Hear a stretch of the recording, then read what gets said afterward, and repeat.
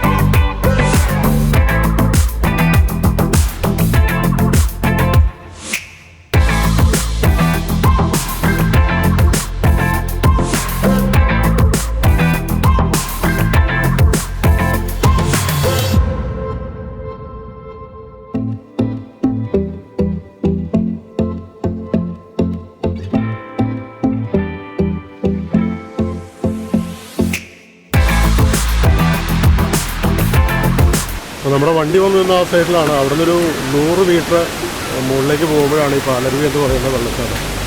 ഈ സൈഡിലൊക്കെ ആണെങ്കിലും ചെറിയ ചെറിയ വെള്ളച്ചാട്ടങ്ങളൊക്കെ ഉണ്ട്.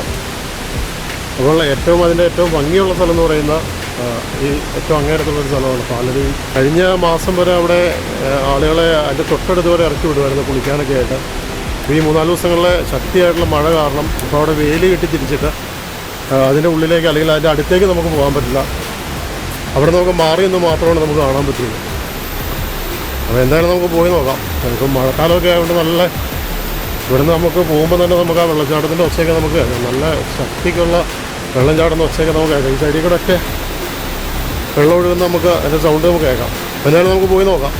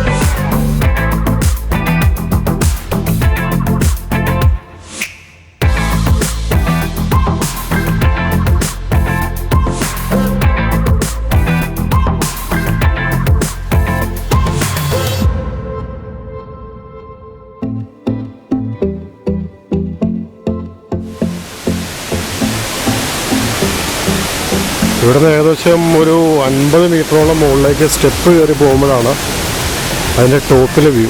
ഭയങ്കര രസമാണ്. മഴക്കാലമൊക്കെ കഴിഞ്ഞുകൊണ്ട് ഫുള്ളി ഭയങ്കര ശക്തിക്ക് നല്ല പൊക്കത്തിൽ നിന്നാണ് നമ്മളെ അതിരപ്പള്ളി വെള്ളച്ചാട്ടം പോലെ തന്നെ നല്ല ടോപ്പിൽ നിന്നാണ് വെള്ളം വന്ന് വീഴുന്നത്.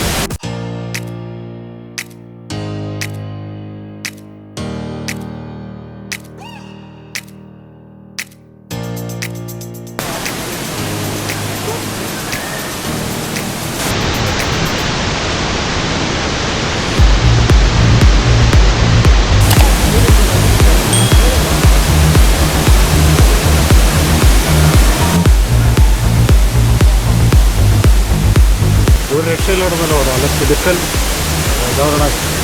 പാലരുവി എന്ന് പറയാനുള്ള കാരണം തന്നെ നമ്മൾ ഓൾറെഡി പറഞ്ഞു. ഈ പാല് പോലെയാണ്. സാധാരണ വെള്ളച്ചാട്ടം എന്നൊക്കെ പറഞ്ഞു കഴിഞ്ഞാൽ കുറച്ചുകൂടെ കട്ടിയായിട്ട് അല്ലെങ്കിൽ ശക്തിക്കാണ് വരുന്നത്. ഇത് നൈസായിട്ട് എന്താ പറയുക, പാല് പതഞ്ഞു വിഴുന്ന പോലെയാണ് ഇതിൻ്റെ ടോപ്പിൽ നിന്ന് വരുന്നത്.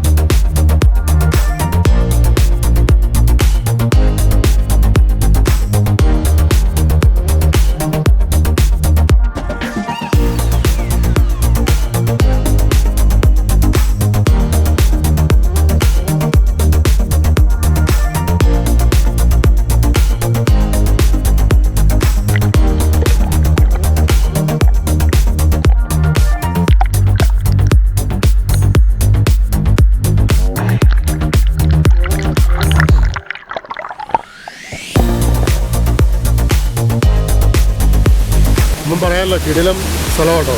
നമ്മൾ സാധാരണ വെള്ളച്ചാട്ടം പോലെയല്ല, പാലരുവി എന്ന് പറഞ്ഞു കഴിഞ്ഞാൽ പാലരുവി തന്നെയാണ്. നിങ്ങളിവിടെ വരുവാണെങ്കിൽ ഒരു ജൂൺ ജൂലൈ മാസമൊക്കെ കഴിഞ്ഞ് മഴക്കാലം കഴിഞ്ഞ് വരുമായിരിക്കും കുറച്ചുകൂടെ നല്ലത്. എന്ന് വെച്ച് കഴിഞ്ഞാൽ മഴയൊക്കെ പെയ്തിട്ട് അതിൻ്റെ ആ ഒരു ഫുൾ മോഡിൽ ഈ ഒരു വെള്ളച്ചാട്ടം കാണാൻ പറ്റുന്ന നമ്മുടെ ഓണത്തിൻ്റെ അവധി സെപ്റ്റംബർ ഒക്ടോബർ മാസമാണ്. അതുകൊണ്ട് തന്നെയാണ് ഇപ്പോൾ നമ്മൾ കാണുന്ന രീതിയിലേക്ക് ആളുകളെ ഇപ്പോൾ കയറ്റി വിടാത്തത്. അപ്പോൾ നമ്മുടെ പാലരുവി വെള്ളച്ചാട്ടത്തിലെ കാഴ്ചകൾ നമ്മളിവിടെ അവസാനിപ്പിക്കുകയാണ്. അപ്പോൾ നമ്മുടെ തമിഴ്നാട് തെങ്കാശി യാത്രയിലെ രണ്ടാമത്തെ ഡെസ്റ്റിനേഷൻ നമ്മളിവിടെ വൈൻഡപ്പ് ചെയ്യുവാണ്. അടുത്ത യാത്ര എന്ന് പറയുന്നത് ഒന്നിൽ കുറ്റാലം അല്ലെങ്കിൽ സുന്ദരപാണ്ഡിപുരമാണ്. അപ്പോൾ നമുക്ക് അടുത്ത വീഡിയോയിൽ തമിഴ്നാട്ടിലെ തന്നെ പുതിയൊരു സ്ഥലത്ത് നമുക്ക് കാണാം. അതുവരെ എല്ലാവർക്കും ഗുഡ് ബൈ.